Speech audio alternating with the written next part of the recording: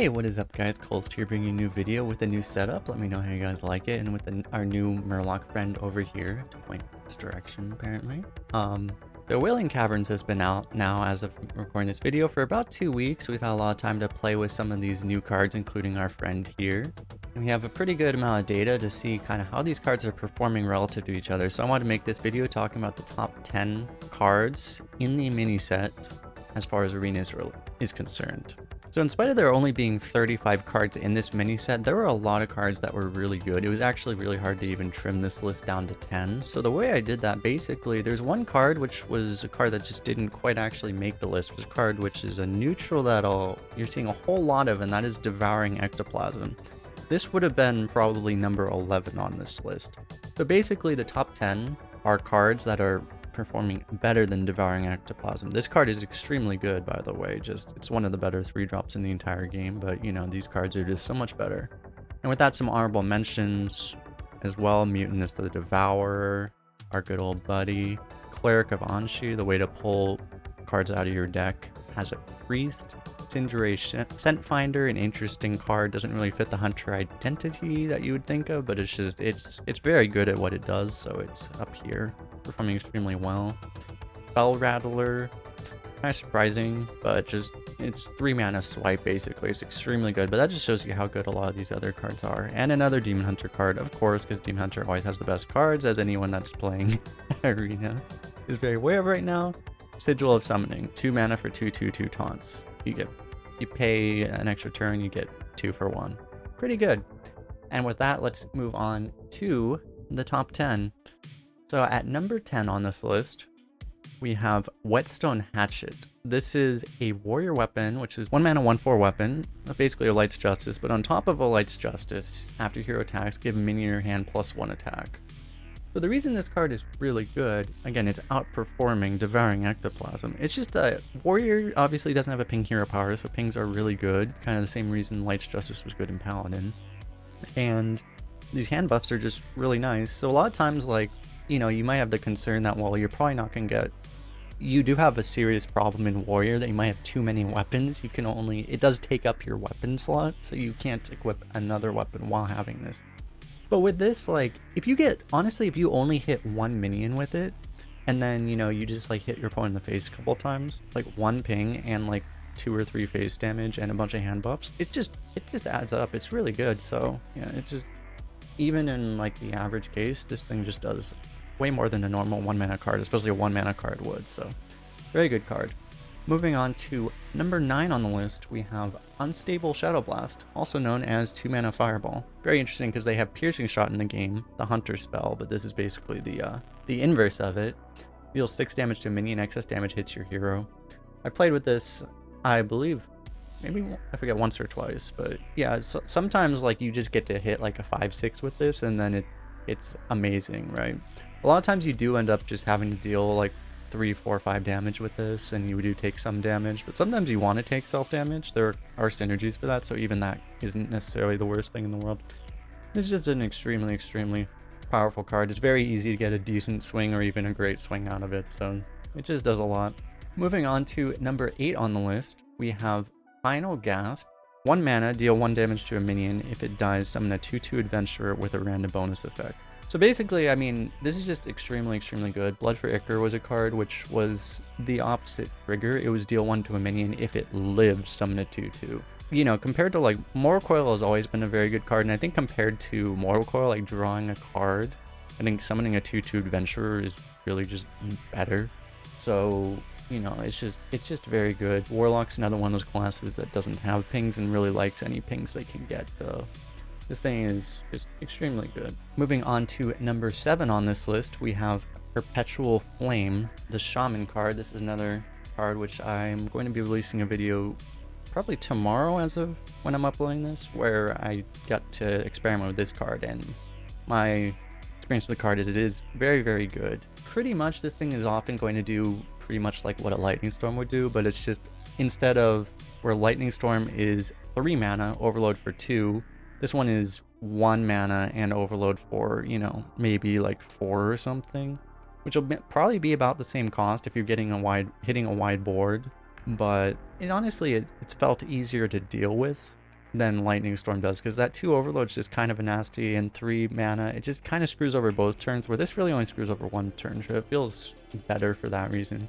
Also, Perpetual Flame has the additional upside that you can just snipe a stealth minion, like a Burrowing Scorpion or something. You can use it basically as a lightning bolt on a single minion. A lot of upsides to this card just make it more flexible than a Lightning Storm, so where I felt it just feels like it's a better version of Lightning Storm. Moving on to number 6 on the list, we have, I'm actually going to cheat with this one and include 2 different cards because, to be honest, they do feel like kind of the same card here. There's Devout Dungeoneer and there is Frostweave Dungeoneer. Devout Dungeoneer is the Priest Dungeoneer. You draw a spell if it's a holy spell, reduces cost by 2. The Frostweave Dungeoneer is the mage one, which if it's a frost spell, summon 2/1/1 elementals with freeze. The reason I'm putting these 2 cards identical is because they're the Dungeoneers that you really just don't expect to get the trigger off of. But 3 mana 2/3 draw a spell is just really good. The thing is that especially in the classes this is in, Priest and Mage, the spells are often the best cards in your deck and they're the ways you're going to win. So just being able to pull them out is seriously valuable. So it's not just drawing a card, it's drawing probably the 3rd best card in your deck. So very surprising, honestly, how well these cards are doing, but it kind of makes sense if you think about it in this way. And with that, we're going to be moving on to number 5 on this list. And at this point, this is also, for another reference point, we talked about the Devouring Ectoplasm earlier. This is the point at which these cards are crossing the win rate of Venomous Scorpid. So just to give you a sense there. So at number 5, we have the Paladin weapon, Cloud Buckler. This is the 3 mana 2/3 weapon. Death Ray will give your minions Divine Shield. The weapon here is obviously nice, but really, I mean, you pick this for the Divine Shield. And it's basically on a 3-turn delay. You can theoretically, since it's Death Rattle, you can theoretically proc it early by using a weapon, but typically you want to play as much minions as possible on the turn that you do this to maximize the value of it, so you just get it off of a 3-turn delay. And a 3 mana 2/3 weapon is very good. A lot of times you will waste the weapon just because you want to get the Divine Shield sooner, but yeah, it's just, this does way too much for one card. It's just extremely powerful. It could be a little tricky to maximize the value of, but if you get a good hit off of this, you just basically win the game. I did have one deck with this card and the next card on my list, which is the other Paladin card, which is Party Up, a very good thing to trigger those Divine Shields onto. This is a 7 mana spell in Paladin again, summon 5 2/2 dimensions with random bonus effects. So again, this was a card I was a little cautious. I'm surprised it's performing so well, but I think there's a few reasons it's performing so well. First of all, as I pointed out in my original video reviewing this card, you can use something like Broom to completely cheat out. The concern is that, you're very weak to AoE putting this much mana into a single card, but you can use something like Broom. You can also, there's also a pretty good chance you get something like Divine Shield or Rush. Where's Rush? Here's Rush, just to, minimize the damage that an AoE will do. And also you can it just doesn't feel like there's a lot of AoEs in the game right now, for whatever reason. Probably because the microadjusts haven't microadjusted up some of the bad classes that have some of the more AoEs, so you just don't get punished for this as often as you would think you would. And you can use this immediately after they play their AoE too. There's a lot of ways you can get a lot of value out of this, and it doesn't seem to be getting punished nearly as often as you think it is. So it's just an obscene amount of stats for 7 mana, so it's just very good. Basically the best refill card ever printed, basically. So very good. Moving on to number 3 on the list, we have Primal Dungeoneer. This is the Shaman Dungeoneer. I separated this one from the other Dungeoneers for a very particular reason. This one is draw a spell. If it's a nature spell, also draw an elemental. Now, compared to the other two, where if you get the holy reduction, honestly, a lot of times it just doesn't matter. And if you get you just don't tend to have a ton of frost spells. I have had someone trigger this against me, it's pretty nuts, but most of your good spells aren't frost, so you don't really expect to get this. The difference is with this, most of the good shaman spells are actually nature spells, and especially if you know that you have this, you can maybe draft around it. So you're also very likely to have elementals, because a lot of good shaman minions are elementals. So you actually kind of expect to get the value here. And also, Shaman has always been a class that's been severely lacking card draw, so even if you don't get the trigger, it's still really good to get any kind of draw. And the same argument applies with just spells being really good in general. So yeah, this is just an extremely powerful card, one of the best performing cards of in the entire game, but especially of this mini set right now. Moving on to number 2 on this list, we have the top neutral card, which is Mini Ysera, also known as Archsteward Narrowlex. This is a 3-mana 3/3 dormant, which basically over the next 2 turns gives you a dream card to your hand at the end of your turn.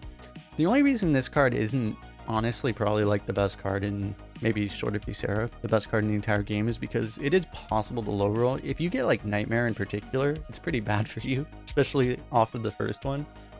On the flip side, if you get like Dream or Ysera Awakens off of the first Dream card, you basically instantly win. So, you know, there's that kind of trade-off. It's just, this thing does way too much. It's a Ysera that's guaranteed. It's like old Ysera, except it's guaranteed to trigger twice. Your opponent can't interact with a dormant minion in any way, so there's literally nothing they can do to stop this.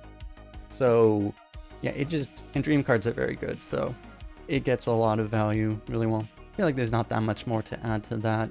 And moving on to number 1 on the list, card from that you actually, I haven't seen this much because you just don't see this class very much, but it is the highest performing card of this set, and it is the Hunter Weapon Venom Strike Bow. And this card just essentially, I mean, you take the face damage obviously, but it's essentially, you know, Assassinate is a 4-mana card, but this is 2 Assassinates for 1. So yeah, it's just, and especially Hunter just absolutely loves this card. You get a little bit ahead and then you just bow down any minion your opponent plays. Like, it's just, it just does, it's extremely powerful. This is an amazing card. Obviously Rogue had Envenom Weapon, which including the dagger would have been like a 5-mana version of this. This is just even better. So it's just amazing. And that's our list. Thanks a lot for hanging out, everyone. Let me know if you're surprised about any of these cards on the list. Surprised anything isn't on this list as well. Make sure to leave that comment in the comment section below. If you like this video, don't forget to like and subscribe, of course. If you want to see more arena content, you can always check us out on Twitch, twitch.tv/kolst. And with that, thanks a lot again. We'll see you guys next time.